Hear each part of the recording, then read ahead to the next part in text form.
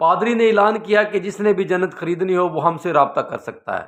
لوگ اپنی جہالت کی وجہ سے جوک در جوک منہ مانگی رقم دینے کے لیے پادری کے پاس پہنچ رہے تھے تاکہ جنت خریدی جا سکے۔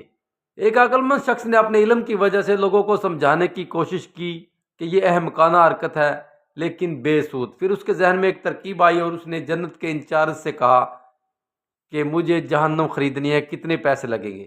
اس نے کہا جہنم؟ اس نے کہا جی۔ پادری نے سوچا کہ اب جہنم بیچنے کے بھی پیسے ملیں گے۔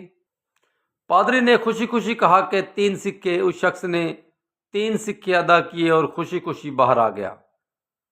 باہر آ کر اس نے شہر کے ایک چوک میں کھڑے ہو کر اعلان کیا کہ اب میں کسی کو بھی جہنم میں جانے نہیں دوں گا، کیونکہ یہ میرے پاس جہنم کی دستاویز ہے، میں نے جہنم کو خرید لیا ہے۔ اب کسی کو بھی جنت خریدنے کی ضرورت نہیں، کیونکہ میں کسی کو جہنم میں جانے ہی نہیں دوں گا۔ یہ شخص تھا سقراط، جس نے اپنے علم کی وجہ سے لوگوں کی لا علمی میں کی گئی حماقتوں سے نجات دلائی۔ دنیا میں ایک ہی خوبی ہے اور وہ ہے آگاہی، اور جہالت بہت بڑا گناہ ہے۔ اور سقراط نے یہ بھی کہا تھا کہ جس نے ایک بار سچائی کا مزہ چکھ لیا وہ کبھی بھی جہالت کی طرف نہیں جانا چاہے گا۔